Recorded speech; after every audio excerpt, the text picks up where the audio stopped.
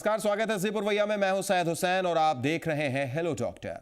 गर्मी का सितम लगातार जारी है। इस गर्मी में सबसे ज्यादा असर अगर किसी पर पड़ता है तो वो है बच्चे और बूढ़े।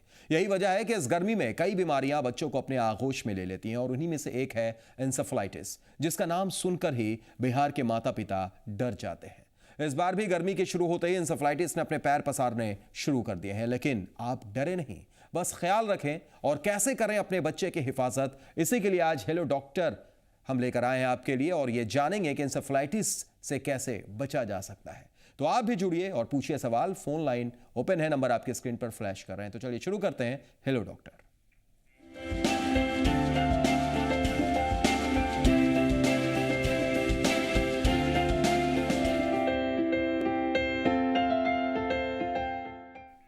बिहार में एन्सेफेलाइटिस की वजह से हर साल सैकड़ों बच्चे अपनी जान गंवाते हैं। आखिर एन्सेफेलाइटिस की वजह क्या है, क्यों ये बच्चों के लिए जानलेवा बीमारी है, इसी पर आज हम चर्चा करेंगे। लेकिन पहले देख लेते हैं ये स्पेशल रिपोर्ट।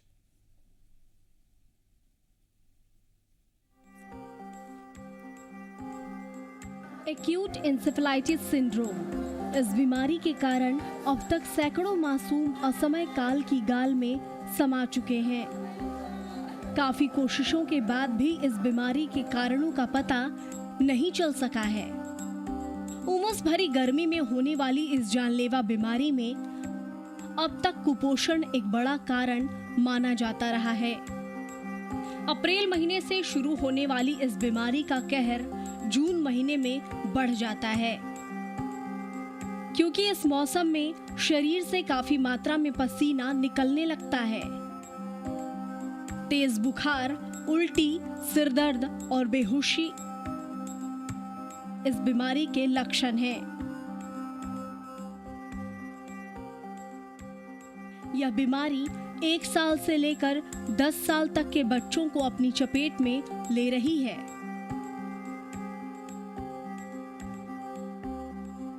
इस बीमारी का कहर उत्तर प्रदेश और बिहार में कुछ ज्यादा ही देखने को मिलता है। खासकर बीमारी का कहर बिहार के मुजफ्फरपुर, पूर्वी चंपारण, सीतामढ़ी, शिवहर, वैशाली, पश्चिम चंपारण और समस्तीपुर जिले में फैलता है। पिछले साल सबसे ज्यादा मुजफ्फरपुर जिले में 704 मामले सामने आए, जिनमें से 91 बच्चों की मौत हो गई थी। इस बीमारी में शरीर में झटके भी आते हैं और गंभीर अवस्था में लकवे की भी संभावना बन जाती है।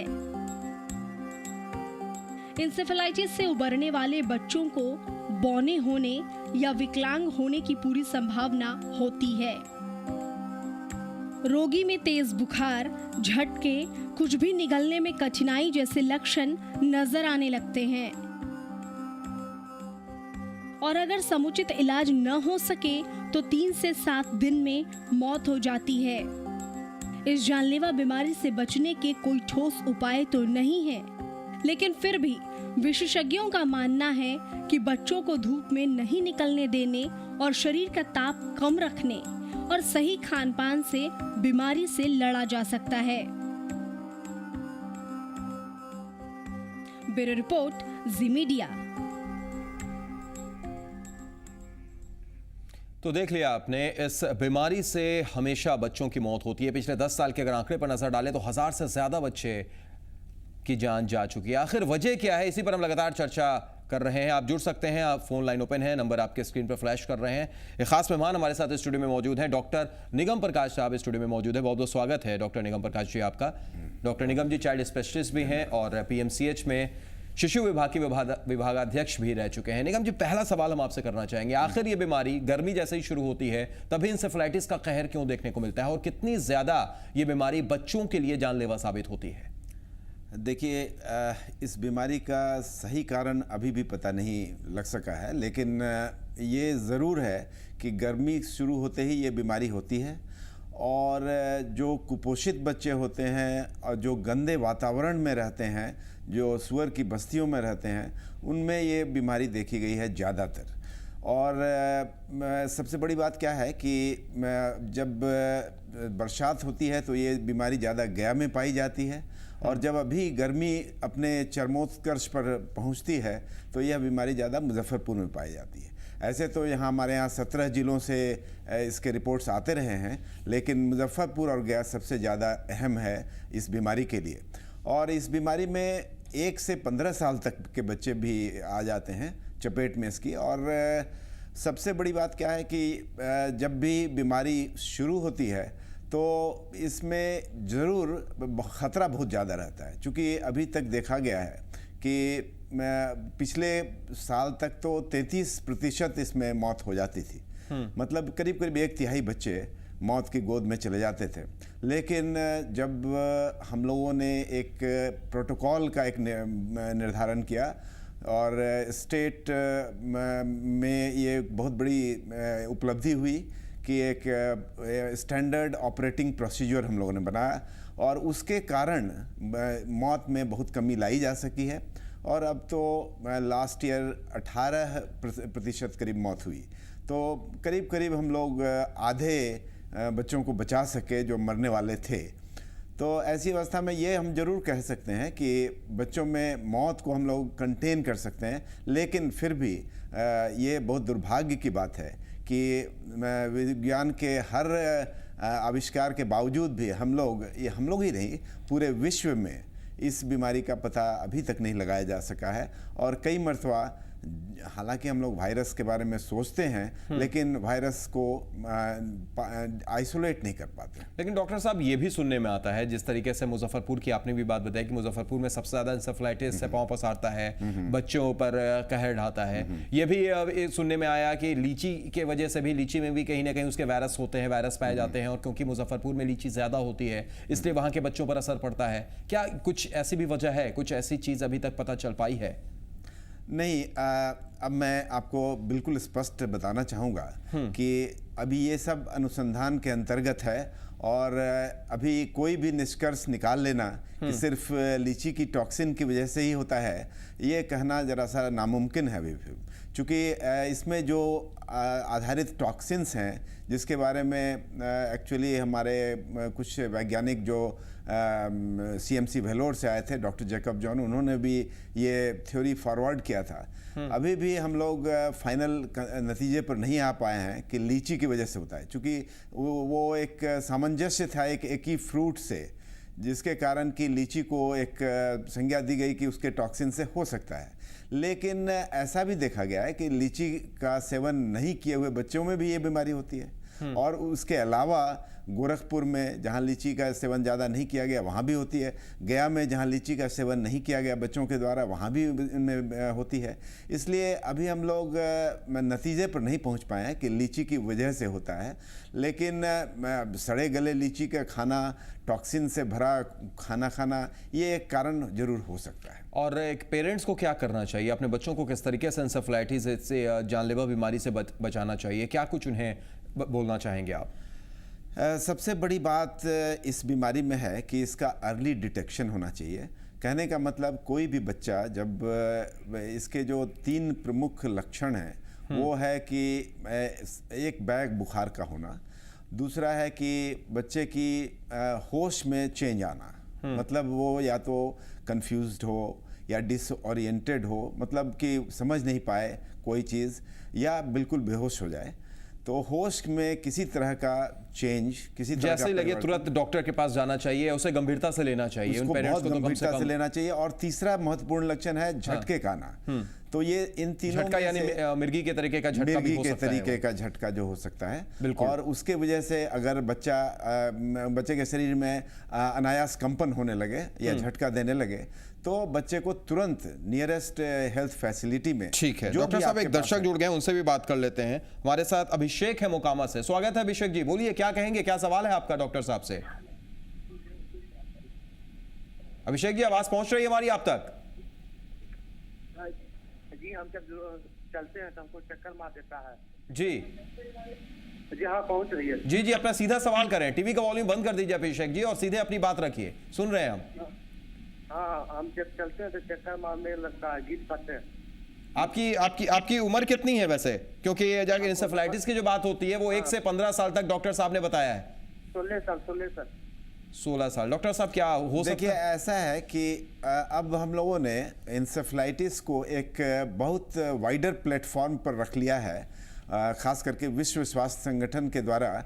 और अब हम लोग यह कहा करते हैं कि ये किसी भी उम्र में अगर ये 3 लक्षण में से 2 भी अगर पाए जा रहे हों तो सडनली उसको एक्यूट इनकेफ्लाइटिस सिंड्रोम, इसका एक बड़ा प्लेटफॉर्म कर दिया गया, इसकी परिधि बड़ी कर दी गई, इसका क्षेत्र बड़ा कर दिया गया, इसलिए कि इन सारी बीमारियों में जो एक कॉमन एक तरीका है बचाने का, वो बिल्कुल एक है।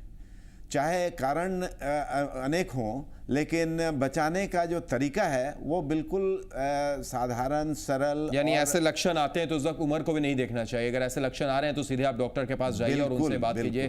तो बिल्कुल अभिषेक जी, अगर कुछ ऐसी चीजें हैं तो तुरंत आप जाएं, डॉक्टर से आप संपर्क करें, उनसे बात करें। एक और दर्शक हाजीपुर से प्रवीण हमारे साथ जुड़े हुए हैं। स्वागत है प्रवीण जी, आप बोलिए, हमारी आवाज पहुंच रही है आप तक? जी जी बोलिए, सुन रहे हैं हम जी। अरविंद कुमार झा मैं बोल रहा हूँ। अच्छा, अरविंद जी बोलिए। अरविंद जी, अपना सवाल। मेरी एक बच्ची को आज से 7 साल पहले इंसेफ्लाइटिस हो गया था। अच्छा। भगवान की कृपा है कि वो स्वस्थ है। जी जी, विशेष प्रिकॉशन बरतने की जरूरत भी है क्या? ठीक है, डॉक्टर साहब आपका जवाब दे रहे हैं। डॉक्टर साहब, हाँ, अब इन्होंने क्या प्रश्न किया है? 7 साल पहले इनकी बच्ची को इंसेफ्लाइटिस हुआ था, लेकिन अब शुक्र है कि वो अच्छी हैं। इनका ये सवाल है कि क्या अभी भी कुछ एहतियात बरतने की ज़रूरत है? नहीं, बिल्कुल नहीं। जब ये एक स्टॉर्म की तरह, एक तूफान की तरह ये बीमारी आती है और चली जाती है। कभी कभी तो बिल्कुल कोई इसके अवशेष नहीं रहते हैं, लेकिन कभी कभी रेसिडुअल जो है एक वीकनेस या और भी कोई झटके का आना, ये रह जाता है।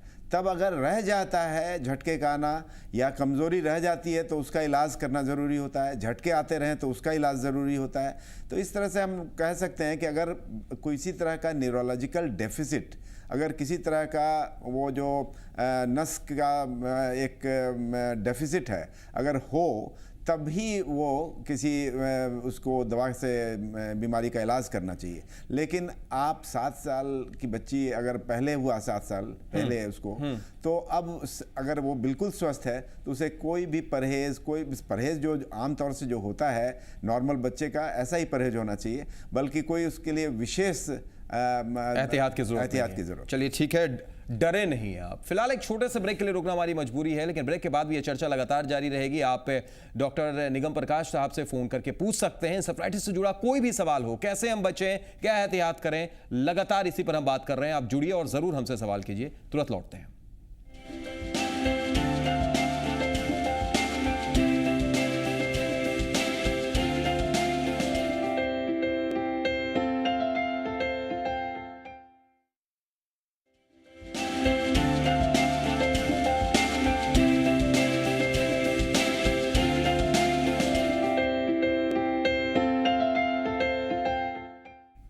ब्रेक के बाद स्वागत है, आप देख रहे हैं हेलो डॉक्टर, जिसमें आज का हमारा विषय है इंसेफ्लाइटिस। क्योंकि गर्मी ने दस्तक दे दी है और इंसेफ्लाइटिस ने भी पांव पसारना शुरू कर दिया है। लेकिन आप डरिए मत, क्योंकि आप ही के लिए एक प्रोग्राम हम लेकर आए। हमारे साथ स्टूडियो में मौजूद हैं चाइल्ड स्पेशलिस्ट जाने माने डॉक्टर निगम प्रकाश जी। निगम प्रकाश जी, ब्रेक से पहले हम लोग चर्चा कर रहे थे इंसेफ्लाइटिस पर, कुछ दर्शक भी जुड़े थे। एक सवाल मेरा आपसे ये कि गर्मी शुरू होती है और गर्मी आते ही ये बीमारी बच्चों को बहुत ज्यादा अपनी आगोश में लेने लगती है। क्या हीट स्ट्रोक का भी इससे कुछ रिलेशन है? फिर मैं कहना चाहूँगा कि ये एक हाइपोथेसिस है कि गर्मी जब चरमोत्कर्ष पर होती है, तो खास करके मुजफ्फरपुर में हम लोगों ने देखा कि बहुत बच्चों को ऐसा देखा गया कि गर्मी के एकदम टॉप जब होती है गर्मी, तो ये बीमारी ज़्यादा होती है। लेकिन मैं फिर कहना चाहूँगा कि कुछ अगर उनमें वो कुपोषित बच्चे हैं और कुछ गंदी बस्तियों में रहते हैं, तो उनमें ये बीमारी फिर ज़्यादा पाई जाती है। तो ये एक कम्प्लेक्स सिचुएशन है जिसमें कि बहुत सारे रोल प्लेयर्स हैं। तो अभी मैं इसको कॉन्फिडेंस के साथ नहीं बता सकता हूं दर्शकों को कि ये सिर्फ हीट स्ट्रोक का ही मामला है, लेकिन हीट की वजह से यह प्रेसिपिटेट करता है कुपोषित बच्चों में जो हाइपोग्लाइसीमिया के भी शिकार होते हैं। तो कहने का मतलब कुपोषण, गंदगी और हीट, इन तीनों का संगम है, मैं कहूँगा, इस बीमारी का जो डॉक्टर प्रादुर्भाव। साहब, एक सवाल ये भी आपसे करना चाहेंगे। ये सारी चीज़ों के बीच में मैं इसलिए ये सवाल आपसे भी कर रहा हूँ क्योंकि जो टीम सरकार की तरफ से गठित की जाती है, हमेशा जाती है, देखती है चीज़ों को, उस टीम में के सदस्य आप भी हैं, आप भी वहाँ पर हमेशा जाते हैं, आप करीब से आपने इंसेफ्लाइटिस के बारे में अध्ययन भी किया है, देखा भी है। अभी तक हालांकि जैसा आप बार बार बता रहे हैं कि अभी तक कुछ भी खुलकर नहीं कहा जा सकता है, पुष्टि अभी तक नहीं हो पाई है उस बीमारी के बारे में, लेकिन फिर भी कुछ ऐसे लक्षण जो बहुत ज़्यादा कॉमन कहे जा सकते हो इसमें? हाँ, सबसे कॉमन लक्षण है कि एक बच्चा जो पहले किसी तरह की बीमारी से ग्रसित नहीं था, कभी उसको झटके नहीं आते थे, उसको एक बैग बुखार का होना और झटके का होना, ये सबसे दो महत्वपूर्ण लक्षण है। और बाद में होश का खोना, ये एक तीसरा लक्षण है। अगर ये जैसे ही होने लगे बच्चे को, तो जो नियरेस्ट हेल्थ फैसिलिटी है वहाँ ले जा कर के, और उसमें जो एक प्राथमिक उपचार है वो उसकी सुविधा आजकल हम लोगों ने ऐसी कर दी है स्टेट स्टैंडर्ड ऑपरेटिंग प्रोसीजर के तहत, कि अब हमारे ब्लॉक्स में भी सारे लोग जानते हैं कि किस तरह से इसको हैंडल करना चाहिए, और उसके कारण जो है जान बच सकती है, और यही कारण है कि जान बच रही है। तो इसलिए अभी हम लोग यही कहना चाहेंगे कि ऐसा होते ही आप अपने निकटतम स्वास्थ्य केंद्रों में तुरंत रश करें, और वहाँ सारी सुविधा उपलब्ध कराई गई है राज्य के द्वारा, और हम समझते हैं कि अगर उपचार तुरंत शुरू हो जाता है तो संभावना रहती है बचने की। ठीक है, एक दर्शक जुड़े हैं, उनसे भी बात कर लेते हैं। रवि मेहनार से हमारे साथ जुड़ गए हैं। स्वागत है रवि जी, बोलिए क्या कहेंगे आप? जी नमस्कार डॉक्टर साहब। जी हम को मालूम ये करना है कि इंसेफ्लाइटिस और लीची में ये दोनों में भी कोई संबंध है क्या? क्योंकि यहाँ पे एक आम अफवाह फैल चुका है ये कि लीची से इंसेफ्लाइटिस फैलता है, ये कहाँ तक सही है सर? देखिए, मैं इसी बात का खंडन करना चाहूँगा आज इस मीडिया के द्वारा, क्योंकि ये बहुत ही महत्वपूर्ण है हमारे लीची के व्यापारियों के लिए भी कि इस तरह की अफवाह न फैलाई जाए, क्योंकि अभी लीची से इस बीमारी का डायरेक्ट जो है संबंध अभी स्थापित नहीं हुआ है, और हमने जितने भी लीची के सैंपल्स हैं उसमें जहाँ तक अभी अनुसंधान हुए हैं वो टॉक्सिन नहीं पाया गया है, और ऐसा देखा गया है कि जो बच्चे बिना लीची के भी बीमारी होती है, तो किसी तरह से भी लीची को दोषपूर्ण मानना अभी के अनुसंधान के तहत अच्छा नहीं है, और ये हमारे लिए एक बहुत गलत संदेश जाएगा, खास करके लीची खाने वालों के लिए, लीची प्रेमियों के लिए। चलिए, बिल्कुल लीची प्रेमियों के लिए गलत संदेश जाएगा निश्चित तौर पर। और फिर बार बार ये बात डॉक्टर साहब भी कह रहे हैं, हम लोग भी लगातार मीडिया के जरिए बताते रहे कि अभी तक कुछ भी खुलकर नहीं इसके बारे में पता चल पाया। अध्ययन अभी भी जारी है, अभी भी शोध चल रहा है, लेकिन अभी भी कुछ भी खुलकर तस्वीरें सामने नहीं आई। एक और दर्शक हमारे साथ जुड़े हुए, उनसे बात कर लेते हैं। स्वागत है, क्या सवाल है आपका? मंजू है, हमारी आवाज पहुंच रही मंजू आप तक? जी जी पहुंच रही है। जी जी, अपना सवाल कीजिए सीधे डॉक्टर साहब से। हेलो। जी जी मंजू जी, अपना सवाल कीजिए डॉक्टर साहब से, सुन रहे हैं हम। जी, मुझे हमेशा मेंस में प्रॉब्लम रहती है जी, और जिन्हें कि आता है तो वो खुल के नहीं आता, और एक दिन बहुत मुश्किल से रहता है, और मेरे पूरे शरीर में, बदन में तिल जो है ब्लैक कलर के और रेड कलर के पूरे शरीर में, फेस पर बहुत ज्यादा निकल रहा है, और वो कंट्रोल में नहीं है। मंजू जी, इंसेफ्लाइटिस से जुड़ा अगर आपके पास कोई सवाल है तो वो आप सीधे तौर पर हमसे कर सकती हैं। इंसेफ्लाइटिस पर आज हम चर्चा कर रहे हैं। जी, आज इंसेफ्लाइटिस पर हम चर्चा कर रहे हैं। इंसेफ्लाइटिस से जुड़ा कोई सवाल है आपके पास? जी नहीं। तो चलिए, शुक्रिया जुड़ने के लिए और अपनी बात रखने के लिए। एक और छोटे से ब्रेक के लिए हम रुक रहे हैं, तुरंत लौटते हैं। चर्चा लगातार जारी रहेगी, आप फोन के जरिए जुड़ सकते हैं, अपने सवाल डॉक्टर साहब से पूछ सकते हैं।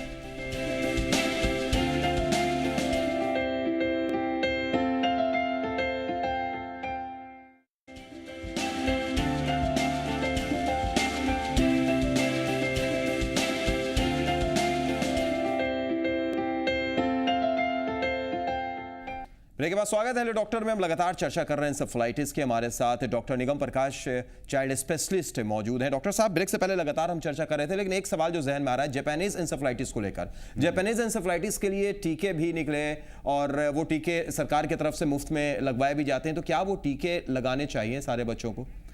बिल्कुल, ये जापानीज इंसेफ्लाइटिस जो है, ये बीमारी बिल्कुल ही नियंत्रण में आ गई है, चूँकि हमारे राज्य के द्वारा ये जितने भी प्रभावित क्षेत्र हैं, प्रभावित ज़िले हैं, सबों में मुफ्त लगाया जाता है। और इसके कारण जो है अब जैपनीज़ इंसेफेलाइटिस लेश मात्र भी सारे ज़िलों में नहीं है।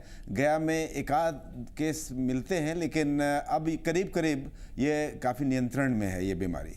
तो एक बहुत बड़ा जो एक चंक है हमारा जैपनीज़ इंसेफेलाइटिस का, जो फॉर्म करता है इस बीमारी का एक हिस्सा एक्यूट इंसेफेलाइटिस सिंड्रोम का, वो अब बिल्कुल नियंत्रण में आ गया है। राज्य में जो हमारी चिकित्सा सुविधा है, जिसके कारण ये वैक्सीन उपलब्ध है फ्री ऑफ कॉस्ट, इसकी वजह से। तो इन सारी चीज़ों को लेकर गया में हमने देखा जेई के आने के बाद से एक चीज़ों में कमी आई। हालांकि एक दर्शक, उनसे पहले बात करते हैं। दरभंगा से हमारे साथ अमरेंद्र जुड़े हुए हैं। स्वागत अमरेंद्र जी, बोलिए क्या सवाल है आपका। नमस्कार सर। नमस्कार। देखिए, ये इंसेफेलाइटिस जो है, इसके संबंध में जो है सो कुछ जानना चाहते हैं कि ये बीमारी जो है सो कैसे पनपता है, इसका वजह क्या है। आप बीमारी का लक्षण थोड़ा बताएंगे और उसके बाद जो है उसका प्रतिकार क्या होना चाहिए तत्कालिक। ठीक है, डॉक्टर साहब लगातार बता भी रहे हैं। डॉक्टर साहब देखिए, एक तो चीज़ जैसा कि आपको बताया कि कुपोषण एक समस्या है जिसमें कि ज़्यादा होती है। तो बच्चों का पोषण आप शुरू से अगर पौष्टिक रखें, उसको आहार दें, तो शायद उनमें ये बीमारी कम होती है, इतना तो ज़रूर है। दूसरा है कि बच्चे को गंदगी से बचाना, चाहे ये गंदगी सुअरों या जो हमारे बत्तख, सारस ऐसी जो पक्षी हैं, उनके इर्द गिर्द भी रहने वाले बच्चों में देखा गया है कि ये ज़्यादा पाए जाते हैं। इसलिए कम से कम यह तो पुष्ट हो चुका है कि वो गंदगी से ये बीमारी फैलती है। और जो मच्छर होते हैं ख़ास करके, उससे जापानीज़ इंसेफेलाइटिस जो है, वो क्यूलेक्स नाम की जो एक मच्छर होती है, उसकी वजह से ये बीमारी फैलती है। तो ये मच्छर, गंदगी, ये तो ज़रूर इसका संबंध इसमें है, इसमें दो राय हो नहीं सकती है। तीसरा है कि एक एंटेरोवायरस एक प्रकार का है जो गंदगी से, जो हमारी पानी की गंदगी, खाने की गंदगी होती है, इससे ये वायरस फैलता है। और ये गोरखपुर में ख़ास करके देखा गया है कि ये ज़्यादा जो हमारे 80% केस ऐसे ही मिले जो कि सिर्फ हाथ की गंदगी से कंट्रोल में लाया जा सके। तो कहने का मतलब है कि आप स्वच्छता अभियान जो हम लोग करते हैं उसमें एक सहायक बने। और जब भी मल मूत्र को अगर देखना हो, बच्चे का साफ़ करना हो, उसके बाद जरूर अच्छे से हाथ धोना चाहिए। और खाने के पहले ज़रूर हाथ धोना चाहिए, खाने के बाद ज़रूर हाथ धोना चाहिए। तो अगर हम लोग ये हाइजीन मेजर्स जो है ये करें, स्वच्छता रखें, बच्चे को पोषण दें और मच्छरों से बचें, तो हम समझते हैं कि इस बीमारी पर के प्रिवेंशन में बहुत बिल्कुल डॉक्टर साहब ने बहुत उपयोगी बातें बताई। और निश्चित तौर पर जिन दर्शकों ने ये सुना होगा, जिन माता पिता ने ये देखा होगा इस प्रोग्राम को, तो इस पर असर जरूर होगा। और हमारा भी यही मकसद है कि इंसेफेलाइटिस से डरे नहीं, बस उससे अपने आप को सुरक्षित रखें, अपने बच्चों को सुरक्षित रखें, ताकि इस बार कम से कम इसका असर कम से कम हो और इस पर हम लगाम लगा सके। बहुत बहुत शुक्रिया डॉक्टर साहब, वक्त निकालने के लिए, आने के लिए और इस चर्चा में शामिल होने के लिए आपका। आप तमाम दर्शकों का शुक्रिया जुड़ने के लिए। तो हेलो डॉक्टर में आज के लिए इतना ही, दीजिए इजाजत, नमस्कार।